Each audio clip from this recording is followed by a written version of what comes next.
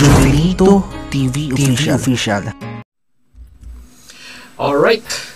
Hey, what's up mga kabagis, Jubilito TV Official po. At ito na naman po muli ang isang edisyon ng ating reaction video mga kalingap at kabagis, no? Pero bago po lahat, may galap shoutout po muna kay Kuya Val Santos Matubang, kay Ate Edna Vlogs at kay Kalingap Rab. Yan po, may galap shoutout po sa inyong lahat. So ito na mga kalingap at kabagis, for today's reaction video. Gawa lang po natin ang reaction at pagbibigay ng clarification dito po kay Buwan TV, na kung saan mga kalingap at kabagis ay kagabi po ay nag-live siya at tinumnail niya po itong mga members po, no, ng MERD at parang meron siyang mga clarification at katanungan kung ano nga daw po ang ganap dito po sa aming grupo. No? Makikita nyo dyan, Team MERD, may hidwaan ba sa loob? Ganun po yung tanong ni Buwan TV, no? Mahalingap at kabagis, no? Sa hindi po nakakaalam, no? Just to give you a brief context regarding Buwan TV. Pan po siya noon dati, parang may special privilege. Pero nung nagsisimula pa lang, recognize siya as kalingap reactor noon, nung meron pang karepa. At nung tumagal, ay nagkaroon siya ng special privilege, no, na mag-react sa mga videos ng kalingap. To be specific, kay Kuya Val Santos Matubang. At ngayon, mga kalingap at kabagi sa live streaming niya, ay yun nga, ang ganda ng title, Team MERD, nagkakagulo din ba sa loob ng tropa ninyo? Sir Buwan TV, no, wala tayong masamang tinapay dito. Bago sasagutin ko lamang po yung mga katanungang inilatag ninyo sa live streaming. Total, miyembro naman po tayo ng KWAN, miyembro naman po ako ng MERD, ay ipapaliwanag ko po sa inyo sa abot ng aking makakaya kung ano po ang ganap sa aming organisasyon. Panoorin po natin, gagawin po natin ang reaction video. Ito pong mga katanungan ni Buwan TV, no, mga kalingap at kabagis, no. Let's be professional. Sagutin po natin ng maayos si Sir Buwan TV. Kasi po, nagtatanong din naman po siya ng maayos dito. Sige, simulan natin. At kasi ganito yan, puntahan ko yung channel ni Mighty Imi. Dito kasi yan, mayroon akong gustong sabihin. Pakita ko sa inyo. Kasi di ba mayroon tayong mga litratong nakalagay dyan sa ating thumbnail? Kasama ako. Yan ang gusto kong ipakita sa inyo. At doon, magbigay ako ng kaunting komentaryo. Yan. Kung bakit nga ba sila nagkaganyan. Dito tayo mga kapatid. Yan. So nakita nyo yan. Nakalagay kasi dito yan sa community na ipinopost doon sa channel ni Mighty Imi. Ang nakalagay kasi dito mga kapatid. Yan o. FYI, sabi dito. Ito po ang official member ng MERD. Bawat isa po sa amin ay priority. Ang priority ay ang suportahan ang mag-ama. Si Val Santos Matubang at ang Kalingap. Yang ang main role ng MERD ay ipatupad ang guidelines ng Kalingap. Ang MERD din ang mata at tainga ng tagapagtanggol ng Kalingap. Thank you. Then ito'y binaba ang bagong balitang ito noong nakaraang December 7, 2023. Anong tanong? Bakit ito gusto kong tatalakayin? Kasi ito yun. Mayroon ng bagong balita at bagong mukha. Nakita niyo, 6 na lang sila. Diyan, i-correct na kita, Sir Buwan TV. 10 po ang miyembro ng MERD. Hindi po 6. Sige, pagpapatuloy natin. So sa aking mga kababayan dyan na nagsusubaybay sa ating pinag-uusapan ngayon. Sa ating pinag-uusapan ngayon, yan 6 na lang sila. Alam nyo ba dati? Ayan, pagsabihan niya ko ng mali or hindi. Kasi mali po, sinasabi ko na ngayon. Ang aking naalala dyan, kasama pa dyan si Bagsik, si Malo de los Santos, si Cel TV PH, si Teacher M, si Maymay. Andyan pa si Batang Hamog, si Dindo Balyaw. So yan ang ipinuntok ko dyan. Kaya nga ang sabi ko nga dyan sa ating thumbnail, MERD. Yan. may kaguluhan or mayroon bang hidwaan sa loob. Ayan. Ibig sabihin sa grupo nyo, mayroon bang hidwaan? Nagtatanong lang naman ako. Okay, Sir Buwan TV. Sasagutin ko na yung mga tanong mo. Unang-una sa lahat, wala pong hidwaan sa loob ng grupo ng MERD. Lahat po kami ay nagkakaisa, nagkakasundo sa bawat guidelines, desisyon na ibinababa sa mga Kalingap partners kung merong violation. Wala po kaming issue sa isa't isa. Yun po yun. At sa pangalawa, Buwan TV, 6 ang nakikita po natin pag binabrowse po natin yung pong community ni Mighty Emmy. Pero merong lapses na ginawa dito si Buwan TV. Ano po yung lapses na yun? Papakita ko po sa inyo mga Kalingap at Kabagis. Pupunta po tayo sa channel ni Ma'am Emmy Tomer. Ayan. Ito malinaw. Ito. Nasa channel po tayo ni Ma'am Mighty Emmy. At dito po, clinic ko na po yung community. At ito po yung sinasabi niya. Bakit daw po 6 na lang yung miyembro ng MERD? Pag clinic nyo po yung picture, Sir Buwan TV, hindi nyo clinic yung picture eh. O, i-click ko yung picture Sir Buwan TV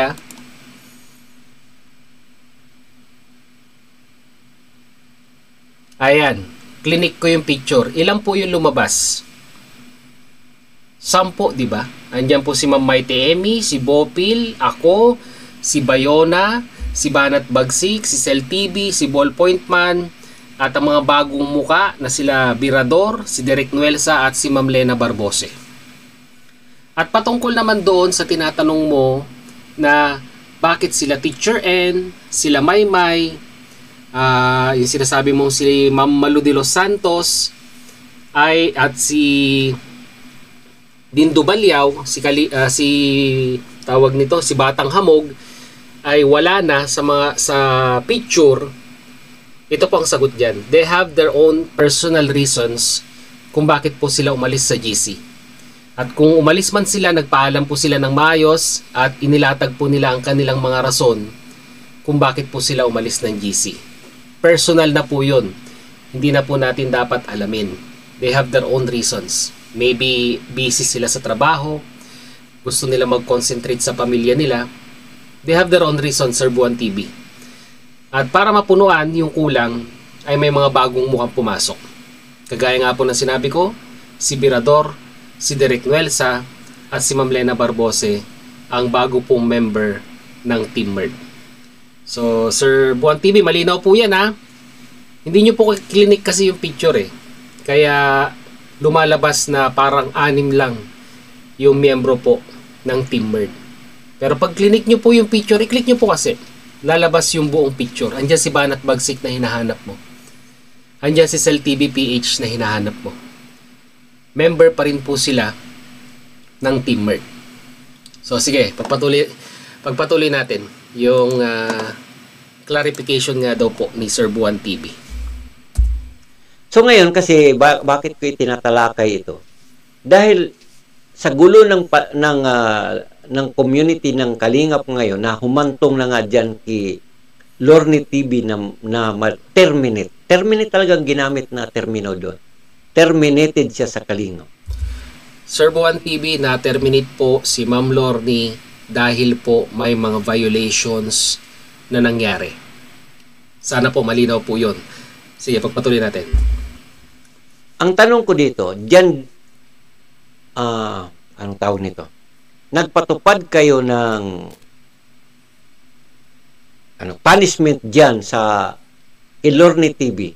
Diyan din ba sa loob ng inyong samahan sa grupo ng MERD? Wala bang nangyaring hindi maganda, hindi kaaya-ayang mga tawag nito? Mga hidwaan diyan. Anong nangyari? Nagtatanong lang naman ako. Sir, wala pong nangyaring hidwaan sa loob ng GC. Kung nagtatahaman kayo kung bakit may mga umalis, they have their own personal reasons kung bakit po sila umalis ng GC. At hindi po yan konektado kung sa anumang issue ang gusto po ninyong i-dugtong or i-associate dito po sa team namin. Sana po malinaw po sa inyo yan, Sir Buwan TV.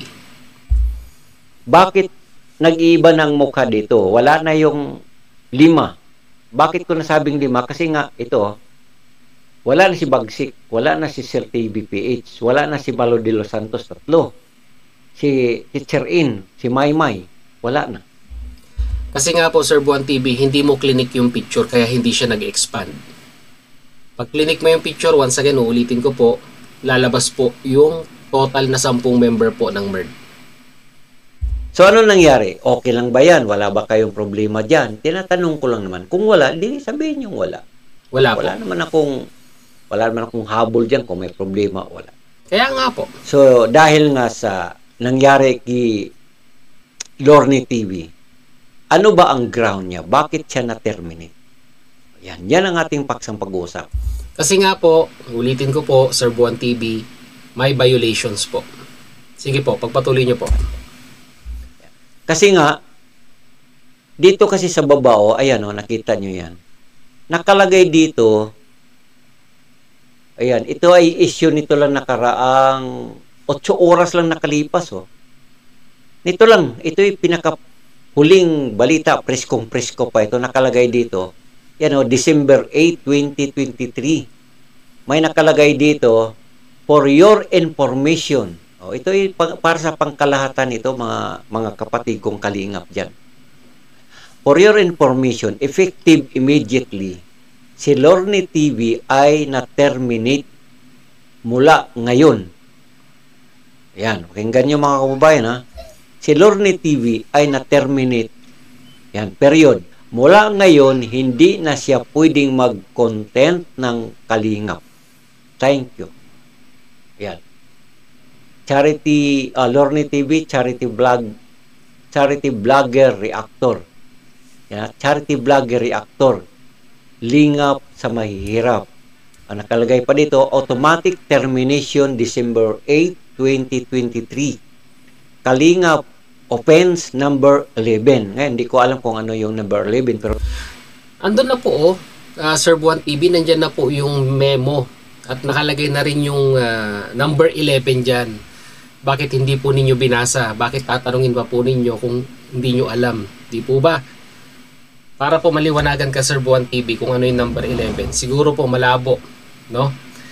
Ito po, ang kalingap offenses, no? Number 11, Sir Buwan TV, para maliwanagan po kayo. Collaboration with the opponents ng babalahura kay BSM at kay Kalingap Prab. Automatic termination na po yun, Sir Buwan TV. Nasa pinakababa po yun, number 11. One of the main reason nga po, kaya po nabigyan ng automatic termination po si Ma'am Lorne, dahil nga po dito, Sir Buwan TV. Number 11. Uulitin ko po, Sir Buwan TV, Collaboration with the opponents ng babalahura kay BSM at kay Kalingap Prab, automatic termination. Sana po malinaw po sa inyo yan, Sir Buwan TV. Pero nakalagay dito, collaboration with the opponent ng balahura kay Bal Santos Matubang. O yan, nakipag-collaboration. Sino naman yung pinagka-collaborate dyan? Collaborate ni Lorne TV. Sino yan? At kung updated po kayo, Sir Buwan TV, sa ganap sa Kalingap, which is I assume updated po kayo, nagtataka rin po ako bakit tinatanong nyo pa po yung mga ganitong klaseng bagay. Sino ba yung madalas na mambalahura kay Kuya Bal nitong mga nakaraang buwan? Kung updated po kayo, alam nyo po yan. Diba, Sir Buwan TV? Dapat hindi nyo na po tinanong. Kasi I know myself at alam nyo rin po sa sarili ninyo na alam po ninyo yung sagot. Patuloy po natin. Sino ba kanyang pinag-collaborate? Si Michelle Japina ba? Kung nag-collaborate man, papaano? Sila ba'y nagkakukutsabahan dyan? Panoorin nyo po yung live uli para maliwanagan po kayo, no? Sir Buwan TV. At kung nagkakakutsabahan man, at gaano ba kalaki ang kasalanan? Bakit humantong sa pagka-terminate? At ang sunod kong tanong, nagtatanong lang naman sige. Sunod kong tanong, anong nangyari sa mga pangunahing mukha na nandito sa grupo nyo na ang sabi dito ay official na member ng MERD ay 6 na lang. Saan po ninyo nakuha yung ang official na member po ng MERD ay 6 na lang? Yun po ang sagutin ninyo, Sir Buwan TV. Saan nyo po nakuha yung term na 6 na lang? Wala pong nakalagay sa community ni Ma'am Mighty Emmy na 6 na lamang po ang members ng MERD. Basahin natin. FYI, ito po ang official members ng MERD. Bawat isa po sa amin, ang priority ay ang suportahan ng mag-ama. Ang main role ng MERD ay ipatupad ang guidelines ng Kalingap. Ang MERD din ay ang mata, ang tenga at tagapagtanggol ng Kalingap. Thank you viewers, subscribers at sponsors sa inyong suporta at sa inyong pagmamatsyag sa loob ng Kalingap community. Kind regards, Mighty Emmy, December 7, 2023. Asan po yung 6 na sinasabi ninyong ito na lang po yung 6 na members po ng Team MERD? Wala po akong makita, Sir Buwan TV. Hopefully mapanood mo ito at i-guide mo kami kung saan yung sinasabi mong ito na po yung 6 na members na lamang po. Wala po akong nababasa, Sir Buwan TV. Tuloy natin. Ayan. So, madalit sabi, 6 na lang ang sinasabi na official member. Saan po yung sinasabi ninyong 6 na lamang po yung sinasabi? Wala pong sinabi si Ma'am Mighty Emmy na 6 na lamang po ang members ng Team MERD. Once again, Buwan TV, wala tayong masamang tinapay. Sinasagot ko lang yung mga katanungan at na-misguide. Baka kasi ma-misguide ang mga viewers sa live streaming mo ito. Ang pinagtataka ko lang, Sir Buwan TV, I assume na medyo techie ka or may kaalaman ka in regards sa paggamit ng medyo mga bago-bagong gadget. Although senior na tayo, pero hindi senior ka na, ay hindi ka nagpapahuli na magpa-update. Kasi unang-una sa lahat, laptop yung ginagamit mo pag nagla-live ka. At medyo komplikado ang pagla-live streaming at meron ka pang 'di ba, yung ginagamit mong display na nakikita ng mga viewers ang kagaya ng ginagawa ko. Nakikita yung screen mo. Ay medyo complicated na bagay yan pagdating sa pagla-live sa laptop. Hindi kumpara sa cellphone, pag nag-live ka, click mo lang yung live, okay na.